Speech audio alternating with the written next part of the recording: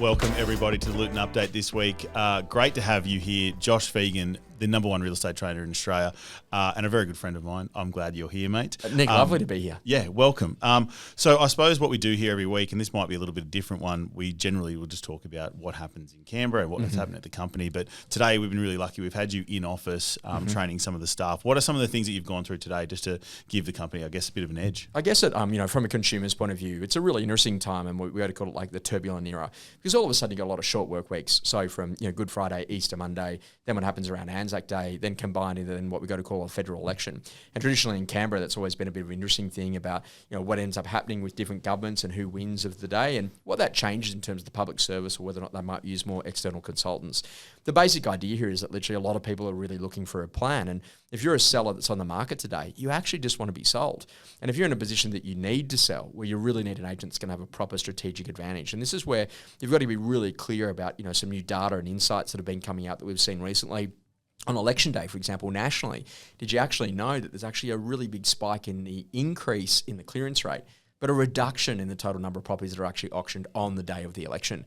So really what a lot of the agents are thinking about is, what's actually the strategy? And to me, if you had a property available for sale, I'd want it open on the 3rd of May, because if every single person in Canberra has to be out and about, going out to vote, why not have an open for inspection and to make sure that we're doing that from a brand perspective? So really simple things about that, about really understanding the essence of what makes Luton such a phenomenal brand in the Canberra marketplace, but also too about what we're doing in terms of how we're helping people to actually get sold for more in a much shorter period of time. What we have traditionally seen when markets start to get to, probably more towards the bottom of its market cycle, that ultimately there needs to be a lot more quality buy work, bringing buyers from one campaign to the next, helping buyers to actually make a decision to purchase, moving them through into an offer, and ultimately getting them into a position that you get a property sold. So lots of great little conversations today to really help people in better quality storytelling. I'm thinking about how technologies are emerging, how we're now on our mobile phones for like 4 to maybe 6 and even up to 8 hours a day, and how now even some of the best agents in our group are looking at doing 4, if not 5 videos per property. So one of the major videos that goes on to the Luton property website and also to the major portals, but also to a couple of short reels that might actually end up on the socials to make sure that during the course of that marketing, you're really good at what you're doing to get the right audience to the properties at that time.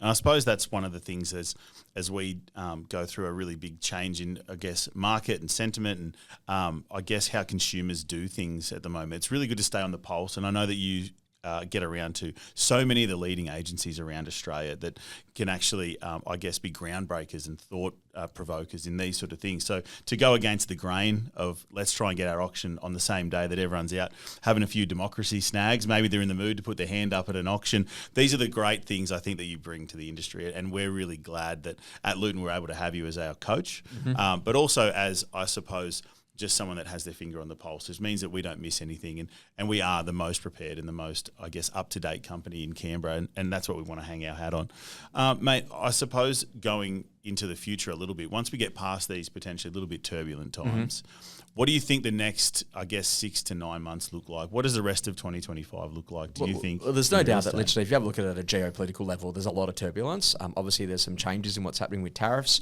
That's actually who's going to respond to who and how will they respond on those tariffs. And what does it actually mean for the domestic market? And inside of the Australian Financial Review, they've been very clearly saying 2, if not potentially 3 interest rate reductions before the end of the year.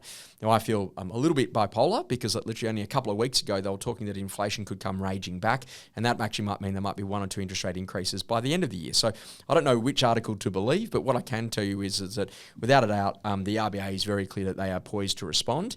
When all of a sudden you do see 1 or 2 or 3 interest rate reductions, what it does is it substantially improves the actual borrowing capacity of buyers. And one of the things that we have noted is that it's actually sitting at about maybe a 43% reduction in total borrowing capacity that has been reduced since the peak of market in circa 2022. So it's pretty crazy when you think about it. In maybe 2019, they'd lend you $1 million. By 2022, they'd lend you close to $2 million. By the time we get back to this time in the era, maybe they're back to lending you $1 million. And that's why we actually saw some substantial price growth, particularly in the Canberra market. It was also too in some of the other lifestyle markets, which are pretty close to from here. Mittagong, Bowral, that's another great example of locations where they really went up in price. They've been suffering a lot because, the Sydney buyer in inverted commas or the second home buyer is not actually in that marketplace right now. So there's a huge number of properties available for sale. And really what we're finding is that literally when borrowing capacity went to practically double, and you're in a position that literally the mortgage servicing costs have now gone up by 70%, you can see why so many people rushed in to buy, because we gave them double for nothing with no extra income, no extra assets, and that pushed up asset prices right the way across Australia.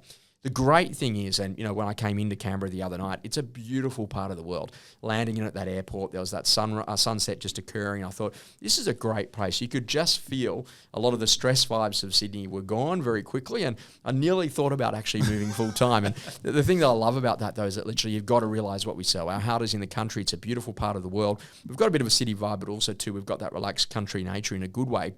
And it's really about understanding that, of course, the market does return, but you've got to remember that if we were delivered 40% market price growth, maybe that's 6 to 7 years worth of normal growth delivered in an 18-month time frame. Yep. So what they're saying is that unless there are some really substantial reductions in interest rates, you won't see a really significant double-digit type growth again happening in terms of property prices. It'll bubble along at 2 or 3 or 4% up, 1 or 2% down, 2 or 3 or 4% up, 1 or 2% down. There'll be some sectors that might do really well. For example, 25% of all transactions in Australia last year, no mortgage. So if you're in a position that maybe you're a baby boomer, you might be looking at buying a property, and if it's the right one, you might actually pay a much better price for it. Having said that, if your portfolio is significantly exposed to what's happening on the broader, superannuation market, or most likely the international or domestic share market, you might be very cautious, because all of a sudden you've seen 5, 10 or 15% of your net wealth wiped out in the most recent events. And so from that point of view, what you've got to realise that there's a lot of changing dynamics. And what I really like about the Luton team is that we're very, very focused on understanding what are the market dynamics that are happening today, and how do we then go to respond to ensure that we're helping our buyers to buy today and our sellers to sell today, and to give people real confidence about transacting regardless of the conditions of the day.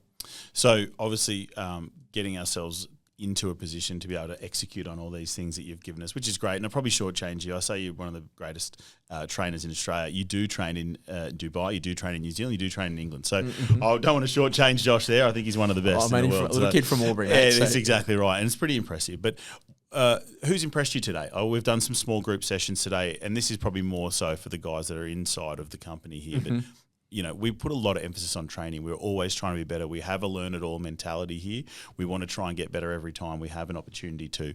Was there any standouts today? Anyone inside of the biz that's really just... the interesting thing is that everyone's turning up for training, and they're bringing a pen and a notepad because they want to take a ton of notes, getting a copy of the key slides and the key information that we've discussed. And so I think that literally building a culture which is about being a learn-it-all as opposed to a know-it-all is probably one of the most important foundational pieces.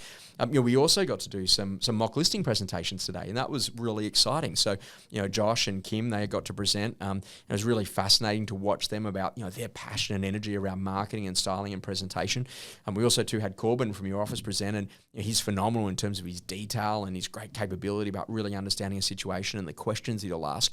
And what you're really seeing is that people are really energetic to want to go and do things. And Ben and Tracy were sharing some great stories about what they're doing to help their sellers to sell for more in these current environments. I think that that's an important part that no matter what you do, you've got to really think about what's the conditions of the day. Now, I always say to people that assume that the conditions of today are the same conditions for the next decade.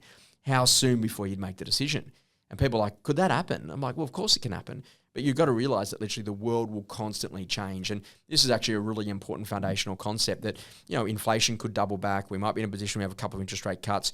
If there are interest rate cuts, it goes to show that the domestic market is actually in a bit of trouble. And so naturally, this is why it's really important that, we've got to look at those unemployment numbers and have a bit of an understanding about what we're doing in terms of population. And so I think that there's a lot of great things that are coming out of the team. But what is really positive to see is that they're energetic about saying, hey, what do we do to A, get better, and B, provide a better quality of level of service excellence in the way that we got to work with both buyers and sellers to help them to make the appropriate decisions today. It's so awesome. And from my position, it makes me very proud to have that sort of feedback for the team. I know you've also created a ton of work for our marketing team as well today, so we apologise to them in advance. Yeah. But Josh, thanks so much for coming in today. We've got you again tomorrow, which is fantastic. We'll get back to normal programming next week, but thank you so much for joining us. Nick Paine, Luton Properties, Josh Phegan, thanks so much. See you next time.